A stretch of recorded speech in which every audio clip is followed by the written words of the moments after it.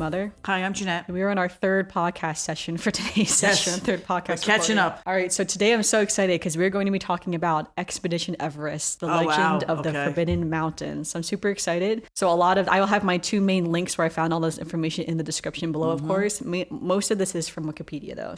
So what is it? Expedition Everest, Legend of the Forbidden Mountain. That's actually the official name. I actually didn't realize that. I've always just called it Expedition Everest. I kind of forgot about the subtitle to the name, but Legend of the Forbidden Mountain. It is a steel roller coaster built by Vekoma at Disney's Animal Kingdom, the Walt Disney Resort in Lake Buena Vista, Florida. The ride is themed around the Yeti, protecting the Forbidden Mountain, which is next to Mount Everest. It is also the only roller coaster, of course, in Disney's Animal Kingdom. Although I don't know if they're going to build another roller coaster. I don't think they are in the new South America land. So not in Animal. I don't think not in Animal Kingdom. Coaster. Maybe one day. I'm sure they'll have something, but I don't think it's going to be a big roller coaster. All right. So some history. This history is a little bit out of order, so I apologize about that. I was trying to put it in order as much as I could. But all right, the attraction was announced publicly on April 22nd, 2003. Of course, everything is always on Earth Day for Animal Kingdom. Right. During an event to celebrate the 5th anniversary of Disney's Animal Kingdom, and the construction of the new attraction began a month before the announcement in March 2003. It took 3 years and required more than 38 miles of rebar, 5,000 tons of structural steel, and 10,000 tons of concrete. So it's definitely a huge coaster. In 2005, Disney at the Discovery Networks, which is now the Warner Bros. Discovery, and the Conservation International conducted expeditions to Nepal as part of the promotion for the Expedition Everest. The purpose was to conduct scientific and cultural research in remote areas of the Himalayas, which is kind of the location of the Yeti legend. I remember when they did that. Yes, so that way they can kind of gather the details necessary to be able to build this section of the park. So some of the people who went on this expedition, so to speak, was Joe Rohde, of course, who was one of the main people who was running Animal Kingdom at the time, from Walt Disney Imagineering, and as well as some scientists from the Conservation International and other scientists from Disney's Animal Kingdom. The expeditions and the making of the attraction were then chronicled in 3 documentaries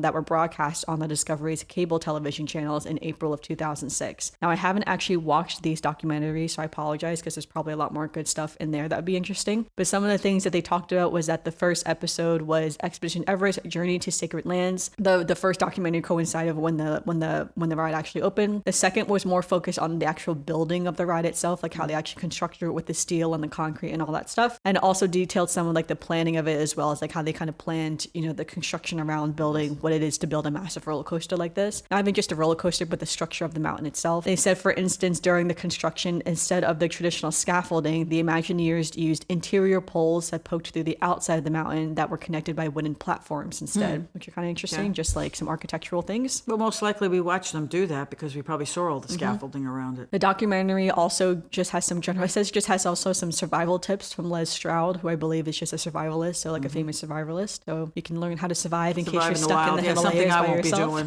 And then the third documentary, like part of the series, was called Corin's Quest, Realm of the Yeti. And this was actually brought on Animal Planet instead. And it featured American animal and nature conservationist Jeff Corin. And this one was a little bit more focused on, like, again, that legend of the Yeti in itself. So like, what was the Yeti and everything. Right. All right. So in order to make the ride feel more like the real Himalayan mountains, the Imagineers brought in plant life native to or similar to the agriculture in Nepal and Tibet where the mountain actually lies. So in total, they had planted over 900 bamboo plants, 10 different species of trees, and 110 species of shrubs were all planted in the overall area. Okay. Now, ironically enough, I'm pretty sure a lot of these bamboo plants are now invasive species to the state of Florida. I don't think they knew that back then, that bamboo is an invasive species. Yeah, because even where I live in Pennsylvania, there's a lot of bamboo, and they said, like, in order to plant bamboo safely in an area, you need to like dig certain concrete down like many feet into the ground. But again, I don't think they knew that necessarily at the time. I also think Animal Kingdom is very contained where they are, so I'm sure it's probably not the worst thing in the world. Right. But I just thought that was interesting. I was like, oh, that's... I didn't realize they planted that many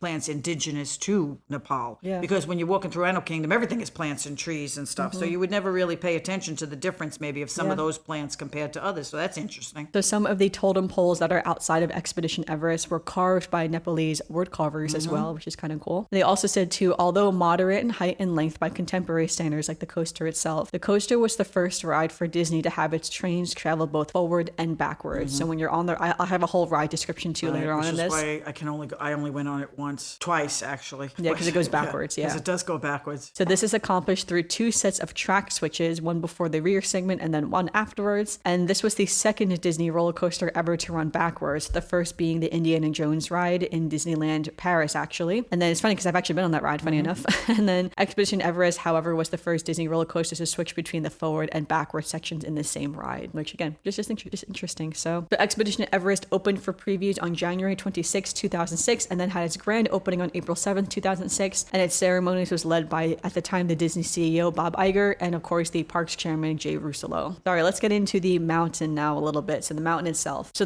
in the mountain facade, there is, so we have 3 different independent structures that actually make up the overall ride. We have the mountain facade itself, the Yeti audio animatronic, which is like inside technically, and then the roller coaster. So each structure reaches the ground level, each structure reaches the ground level and does not touch the other 2 structures. So again, it's technically 3 completely independent structures. And this was achieved using a 4D scheduling software that provided the exact details on how to structure it. Again, this was all back in like 2006. So Expedition Everest is often compared to the 1959 Matterhorn bobsleds roller coaster in Disneyland in Anaheim, California. And the Matterhorn bobsleds also features a snowy mountain setting and, in quotes, an abominable snowman that's like in the ride itself too, that also has like a similar feel. Expedition Everest mountain is made from 1,800 tons of steel and painted with 2,000 gallons of paint, which was just kind of interesting.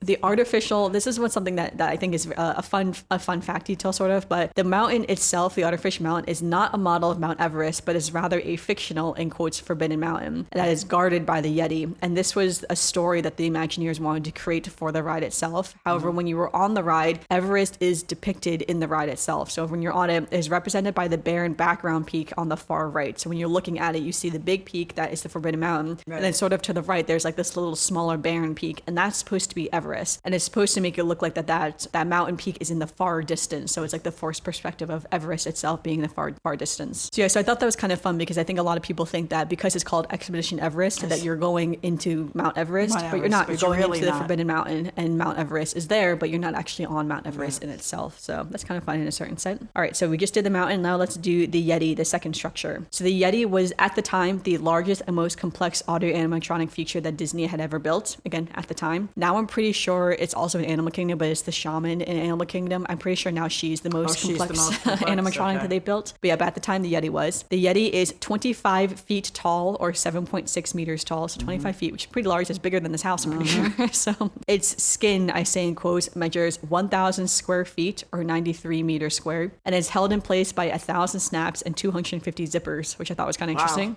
Its movement is controlled by 19 actuators when functioning in A mode, which is its full operational mode in A mode. That's used in a lot of the Disney rides, as like the A mode is like the main mode, so to speak. And it can move 5 feet horizontally, which is 1.5 meters, and 18 inches vertically, which is about 46 centimeters. So a few months after the ride opened in 2006, the Yeti's figures framing split, threatening catastrophic malfunction if it were to be operated further in A mode. So literally only a few months was it operating in A mode before it started to split. Since then, it has only been operating in the alternative B mode. So in here, this basically just means the Yeti does not move, and there's a strobe light that kind of just makes it seem like it's... Yeah, that kind of just blinks on the Yeti, and it has earned the nickname Disco Yeti from some Disney fans.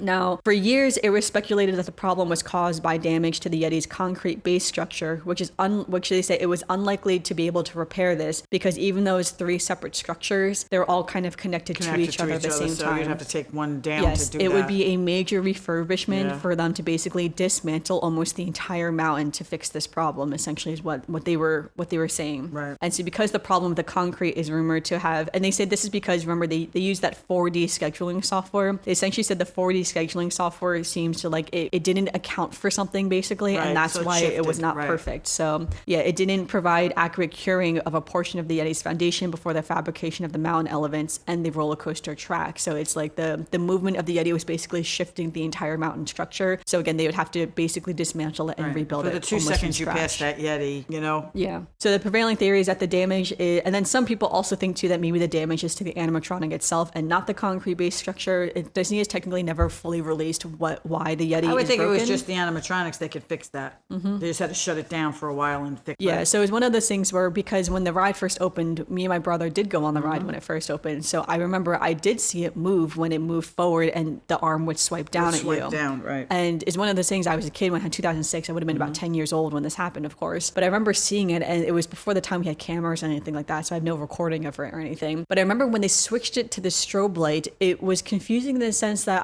almost like, in my head, I was like, oh, it never moved. It was one of the things that I almost just felt like, oh, it never moved. It always looked like this because I was 10 years old. And then when I saw it as an adult, I was like, again, it was only that one time it would have been there when I saw it move. When you saw it. So when later on down the road, when I found out that it was broken, basically, I was just like, oh, so I was right. Like, I think I did see it swing its arm one time. But again, it was so long ago. So at the same, I mean, it's like, what's that? It's a second. You're going past it so fast that, So Joe Rohde, the Imagineer who was in charge of building the attraction and Animal Kingdom, was asked about the Yeti in the 2013 D23 Expo, saying, and this is his quote, "You have to understand, it's a giant, complicated machine sitting on top of like a 46-foot tall tower in the middle of a finished building. So it's really hard to fix, but we are working on it, and we will continue to work on it. We have tried several things, but none of them quite get to the key, turning of the 40-foot tower inside of a finished building, but we are working on it. I will fix the Yeti someday, I swear." And then Rohde retired from Walt Disney Imagineering on January 4th, 2021, and never having to complete the repairs to the Yeti animatronic. Now, it's kind of funny just because it's one of those things where it's like you want to promise to fix something, but of course it's much more complicated than you would really expect it to be, type of thing. Just can't do it. No, I think I'm assuming it's probably just cost the money of it, because you have the time, right? You could close the ride for a full year if you really wanted to technically and fix it.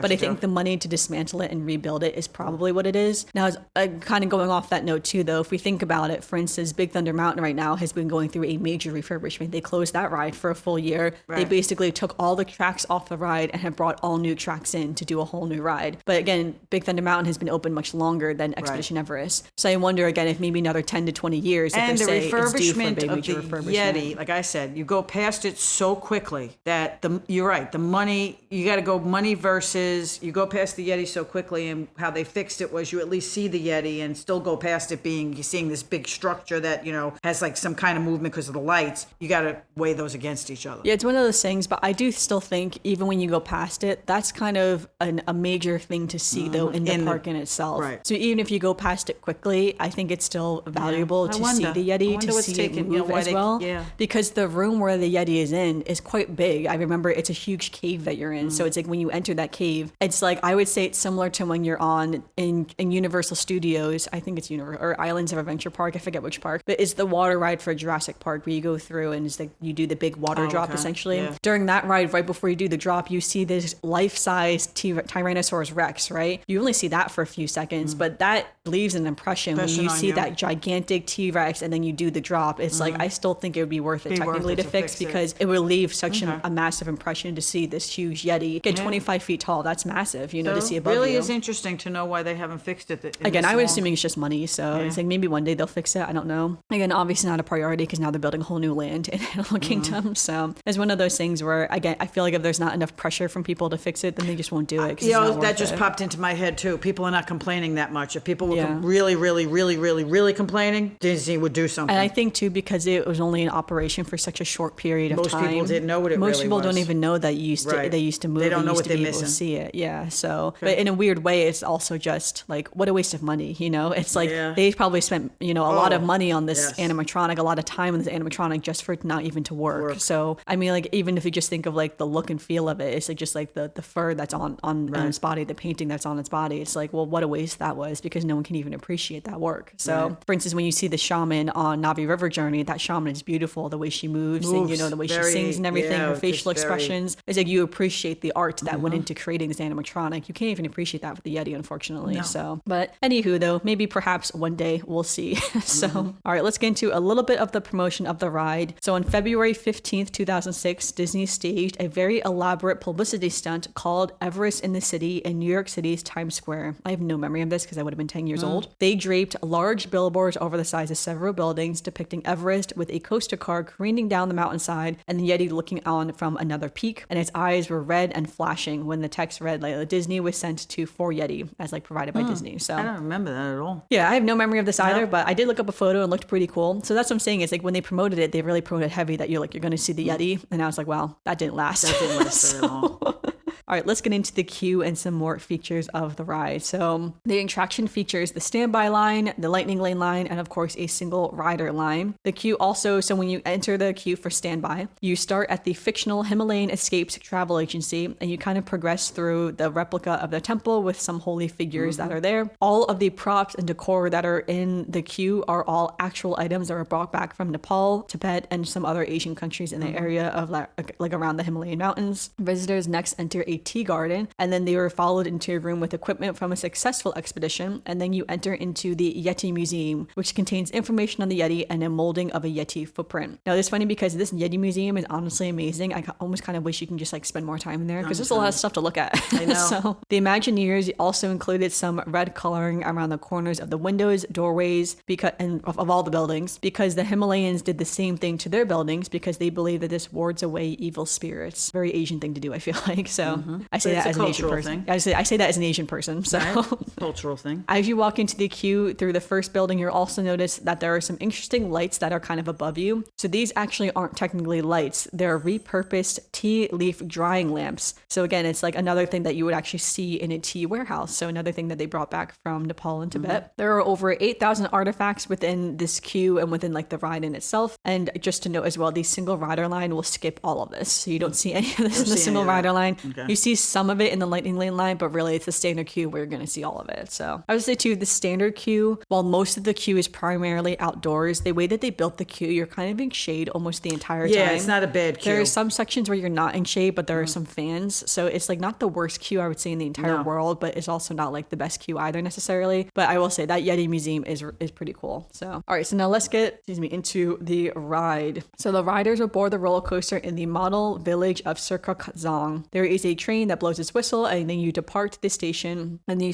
you initially climb like this little lift, and then you're gonna circle around, and you will climb a 112-foot hill, which is 34 meters, that will take you up to like the main part of the mountain. And on your way up, you pass through this little temple. It's when you pass through a ransacked temple with murals of the Yeti, warning that the riders and warning to the riders that the mountain is in the Yeti's territory. It also said that a noise can be heard too. That's supposed to be foreshadowing the Yeti. Now it's funny because this little temple is like so quick when you're going through it, you barely can see anything. It's like it looks really cool, but it's like you should just go through it so fast. So when you get to the top of the track, you kind of curve around the track a little bit, and that's when you see the shredded track, and you'll see that there's like large footprints in the snow. You hear a roar, and then this is when to the left of it also says to the left of the broken tracks there is a secret bird animatronic, and there's also a bearded vulture sitting on a stick. I like to say never really noticed these features. And then it says the train itself is held in place by a series of rubber tires, while an automatic switch rotates the piece of track directly behind the train. It basically flips it over like almost like upside down to a certain extent. Then that way you have the new track that when you go backwards, then it takes you on the other track that will you go backwards and then like kind of up through the mountain a little bit, fully in the dark as well. Now I guess I would note here that when you're on here with like the shredded track, when you see the shredded track, it's one of those things where a lot of people got into the habit of throwing their hair ties onto the mountain. Yeah. Now a lot of people really dislike this because it ruins the illusion of when you're up there. But one of the things that people noted is like when people actually climb Everest and people who've made it and got up there, there's a lot of stuff at the top of Everest. There is a lot of people who have climbed Everest and have left stuff up there. So they say it's almost like the same thing that people do when people actually go climbing mountains, that they leave something up there. It's stuff that maybe shouldn't be up there, but that they do. So is it not the same thing here that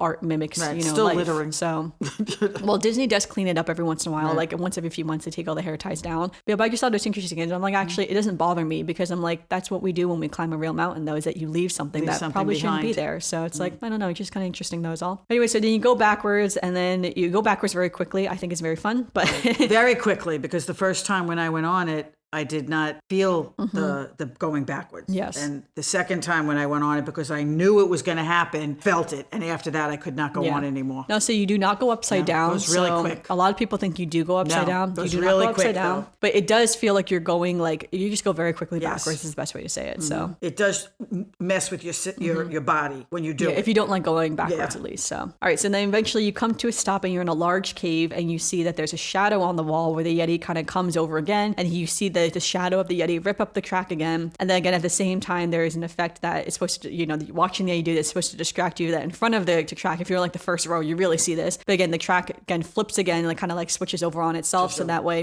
when you start moving, you roll down and you go forward, and then that's when you do like the big drop essentially. So you do the big drop, you come out of the cave, You kind of, go around a little bit when you're going really fast, super fun, and just take a ride photo, which is always really fun too. I do love the ride photos. Although if you're sitting the ride photo, the carts are 2, 2, and 2. So if you're sitting in the last cart, sometimes you're not always in the photo, just the way that the cart works. So, all right. So then the drop itself is 80 feet or 24 meters drop. So then when you ride through the coaster, you will head back into the mountain, and that's when you go through another cave, and this is where you see the Yeti that I say in quotes is supposed to be reaching down towards you. Now I guess he technically is reaching down towards you, but he's not moving. He's just, again, the strobe light effect is just kind of on you. And then right after this, you kind of come out, and then there you just get, you pull over to the unloading dock. Now, depending upon, I guess I'll read this first. So, all right. So Expedition Everest, it has 6 steam electric trains, each with 6 cars. So each train has 17 rows, and then, which means that you can have 34 riders per train. The trains are themed as the Anandapur rail service, and they're made to look like the old and rusty type of locomotive type trains. They are also made to resemble a vertical boiler configuration and is placed on the rear of the train rather than the front as to not obstruct the rider's view. There is up to 5 trains that usually operate at once, which I thought was really interesting that 5 trains are going at once. That's a lot. I didn't realize they had that it's because there are certain stops along the track that it's like, they can have operational, which in a way makes sense because you always have one not loading or one deboarding, one boarding, right?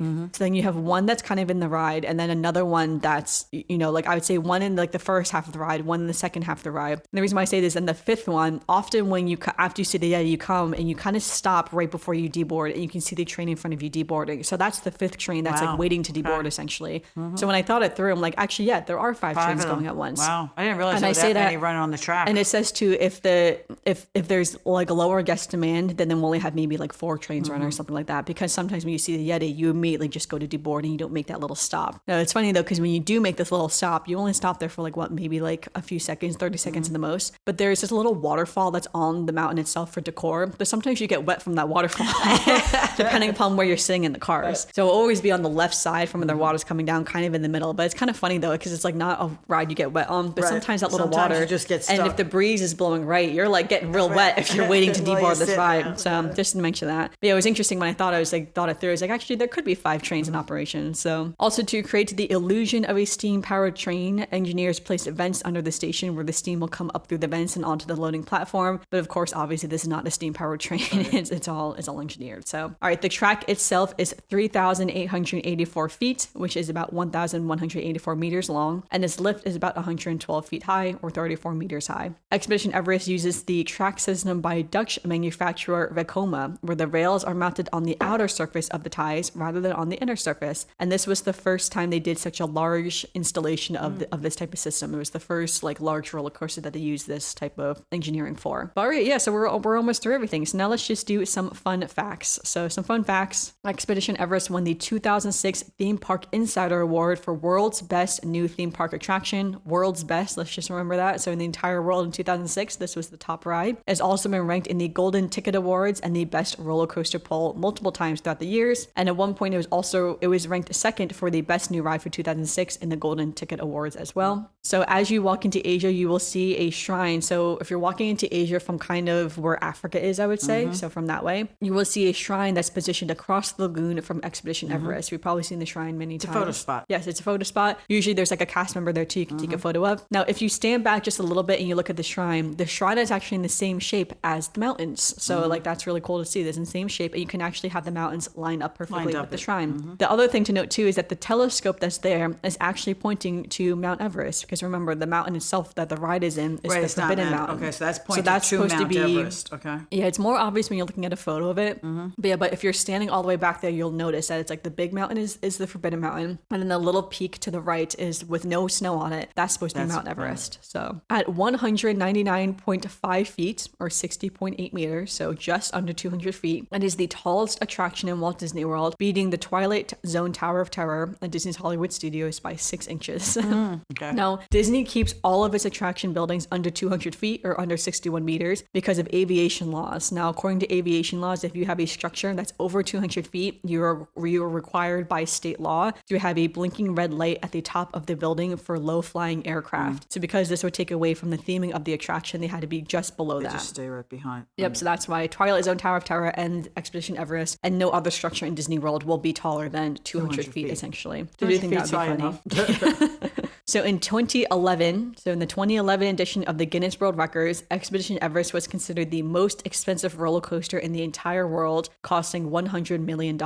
And it remained the most expensive roller coaster from 2011 to 2019. And that is when Hagrid's Magical Creatures Motorbike Adventure at Universal Islands of Adventure basically beat it out. And then Hagrid's was the most expensive, costing $300 million.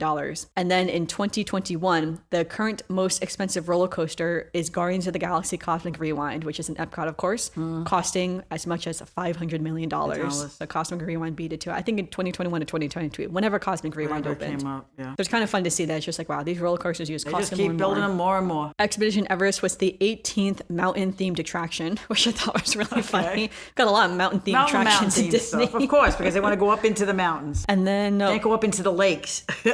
Expedition Everest is also considered one of the most recently opened attractions in Walt Disney World, not based on pre-existing intellectual property. Now, I thought this was very interesting because if you think about all of the rides in Disney that have opened in the past couple years, I guess that is true. Yeah, because based on something that Disney had a theme already. Yeah, that's what I'm saying. Like, Expedition Everest is not based on a Disney movie, not based on a Disney character. It's just based on Everest. On Everest in itself. So very interesting to think about that in that sense. It has no Disney, I say in quotes, Disney theming in the ride itself. It's just its own thing on its own. And I mean, like, that's 2006. That's almost 20 years that we haven't had Disney create something that's not necessarily based on something else Disney. Whether it be like, I mean, like Star Wars is owned by Disney now, Marvel is owned by Disney. So other things have been based on those things, but now Disney owns them. So I just thought it was kind of interesting because I was trying to think through, is that true? And I'm like, I guess it kind of is. I can't think of anything necessarily that's open in recent years that's not based on something Disney else related. So, all right. And our final little fun fact here, the ride itself is actually one giant hidden Mickey. So if you go on Google Maps and you're looking at the attraction from top down, like bird eye view, looks like a Mickey, yes. The tracks themselves actually make the mouse ears. And while the mountain itself isn't a perfect circle, the way it fits together, it looks like a gigantic hidden Mickey though from top down, which looks really cool. So I would say go on Google Maps and like look at it, or even like Google photo of it. It was kind of fun when I saw that because I had never noticed that before. So, all right, yeah, that was everything that I had today on Expedition Everest. Again, like I would definitely, if you're interested in more, I definitely watch those documentaries on the journey of when they went to Nepal and Tibet to build this coaster, and then the making of the coaster itself. And also you can look up videos still of the Yeti in A mode when it was swinging its arm. It did look really cool back in the day. Again, I think it was just cool because again, I do remember it being a kid when I saw it, and you're in this massive cave. I think that was the first time I went on it. Was the first time. No, that was not the first time. No, me and Luke went on. It took a couple of times of us going on it. A couple of times of us going on it. So I would say I only know that because when me and my brother first going on it, it was one of the first roller coasters I've ever been on, and we used to track how many times we had been on the coaster. And for the first few trips we went down there, you never went with us, and that's the only reason why I know that. It's because we used to track it. And then eventually, it took a while to convince me to go on. It did. That's what I'm saying. It took a few trips to convince you, and then when you finally it was a long time ago. I know that. Yeah, and that's what I'm saying. Really the Yeti was only operational for those first few months, which is just kind of wild because I didn't necessarily realize it was only a few months. It was in A mode as they teared the mountain down. So, but I do love it. So I would say objectively, this is my favorite roller coaster in all of Disney World. Honestly, any roller coaster I've ever really been on, maybe beaten by Hagrid's. I will say Hagrid's is a great coaster. I won't lie. Like that one was really cool when I went on it. I've only been on that coaster once technically, so I need to go on a few more times to see. I'm not sure. But Expedition Everest, I feel like has everything I would want in it. I think Disney does such a great job at building stories around the rides. Going through the queue and seeing all the stuff, and it's like, for instance, I've been on roller coasters at Hershey Park and Six Flags, and while those are more thrilling, perhaps there's no story behind them, right? So it's like I think Disney does a great job where you enter the land in itself, like, and you're entering this this fictional village that's based on a real village, of course. There's a whole story leading up to about like the Forbidden Mountain and the Yeti and beware of the Yeti and everything as you're walking through the land just to get to there. And if you go through the queue, the whole story leading up to the queue, it's like you're built in that, and then when you're on it too, again, the whole story I think just fits in really well. And I think the payoff is really good too when you finally do see the Yeti. I think it has again like the anticipation. It has like the the backwards of it, which is fun and unique. It has the drop, which is really good. So it kind of has everything I feel like I would want sort of in a roller coaster to a certain extent, and that's why I feel like objectively it is the best. Now, if you ask me what is my favorite roller coaster, I do often say Space Mountain and Magic Kingdom, just because that one has more nostalgia, I would say, to a certain extent. That one's such a classic type of like Disney type of ride. I think just because it's such an old type of coaster and it's just that classic feel. But again, really in reality, it is Expedition Everest. It's been my favorite for a long time. Now again, perhaps maybe beaten by that Hagrid's motorbike ride, because that one has a really good story too. When you're going through those castles and you're going up and everything. And of course, I've always loved Harry Potter, so again, it kind of has that background too to it. So it's hard to compare sometimes. They're very different types of roller coasters. years. But overall, Expedition Everest is always a must do. And I do like, I didn't even talk about this, but I do like that they do have the single rider line as well for Expedition Everest. That does help a lot, I would say. Because often if it's just me and my mom or my dad in the park, my dad sometimes goes on. He goes on sometimes. But sometimes if his back is bothering him, he doesn't want to do it. So then I can just do single rider, which is nice. And enjoy it, right. If we're not doing Lightning Lane or something like that. So, but all right. So yeah, so let us know. Do you like, Expedition Everest, Legend of the, for the Forbidden Mountain? Would love to know for sure. We'll have a dedicated Instagram post to this ride on our Instagram, Almost Amanda X. Will be linked in the description, as well as my links for this as well too, where I got all my research from. So this is normally where we go into a bit of Disney news, but this is a very pre-recorded episode over a month in advance, just because August, I'm getting married. So there's a lot going on in the month of August. So we're just pre-recording. So sorry about that. But even so, in the month of September, what do you think will be going on in September? I mean, like at this point, the Food and Wine Festival will be going on. Halloween is still in swing, other things. I'm sure there's been new snacks, new treats that have been launched all the time. Yeah. There's lots of new stuff going on. We haven't even talked about the Starlight Parade, which opened at this point months ago. But I mean, the parades are going on, which is really fun. But we can do some transition to some Disney birthdays. First up on September 5th is Pluto's birthday. So happy birthday to Pluto, or everyone's favorite dog. Then on September 4th, 2001 is when Tokyo Disney Sea opened. So Tokyo Disney Sea, happy birthday to Tokyo Disney Sea. That is one of the number one parks I want to visit is Tokyo Disney Sea. Such a unique park that we don't have at all in America. So definitely got to make it to Tokyo Disney Sea one day. Then also, of course, on September 1st is Labor Day. So happy birthday, oh my gosh. Happy Labor Day, everyone. Happy Labor Day. And then finally on September 3rd is my cat Morocco's Gotcha Day. So on September 3rd, 6 years ago, I adopted my cat, my little kitty girl, and that was her Gotcha Day on September 3rd. I brought her home, put her in that little bathroom, and me and her spent like a week in that bathroom as she acclimated to living with me. Right. So, but all right, so now this is where we transition to our Disney memories. So you have a Disney memory for my Disney memory was going on Everest. I went on Everest first time. I do not do backwards, upside down, round and round, because I do get nauseous. But it went so fast and it was so interesting, and so because I didn't know what was going on, I went through it and said, thrilling. "Wow, this is fun." So thrilling. Yes, it's so thrilling. It's fun. Okay, yeah. Next time we went back to Disney, I went on it, knew what was happening, went up that back, came right off the thing, got off the ride, white as a sheet, and said, "Nope, that's cut out." But that's what I remember. I remember I was so excited when I thought I could go on it all the time, and then realized, nope, now that you know what's going on, your body's saying, nope, can't do that again. You surprised us the first time, but we're not going to get surprised the second time. I know for sure. So that was my memory. At least you got to experience at least yes, once, I did so get to experience it. So yes. Yeah, but I do love it. I guess it's like I have a lot of memories of this overall area, I would say, but one of the memories that I have was that like a lot of rides, when you get off the ride, there's a little gift shop. And I do like this gift shop because it's a lot of exclusive items for, Expedition Everest, for the Yeti. Everest. Even in Animal Kingdom in general, you really only can get the Yeti stuff here in this park. And they have a lot of cool stuff in that gift shop, honestly. They do. And it's funny because back in the day, it used to be really popular to get these little cars that was like, I survived the Yeti or whatever. Oh, yeah. And I have your name on it and stuff like that. And I still have all of the cars because Disney used to sell them for like every ride. Right. So my mom,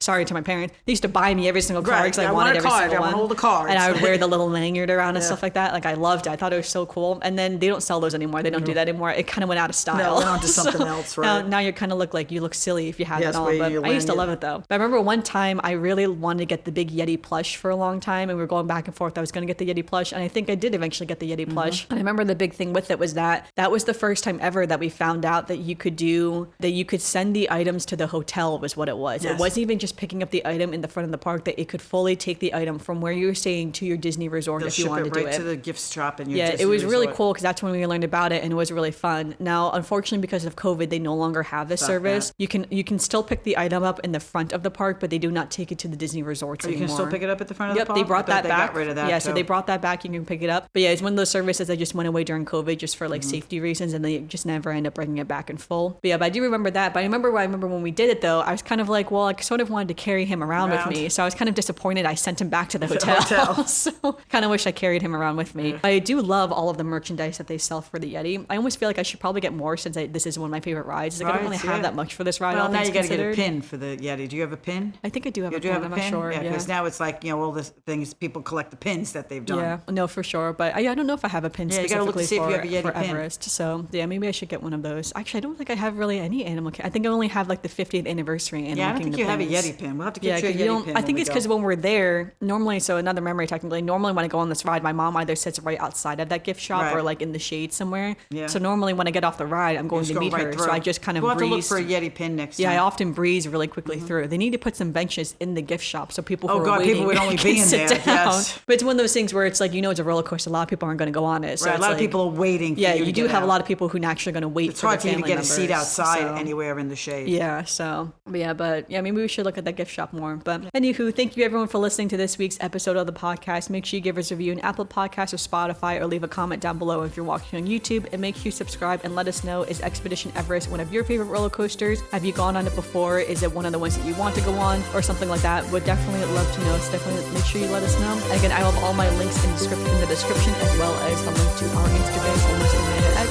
Until then, see you.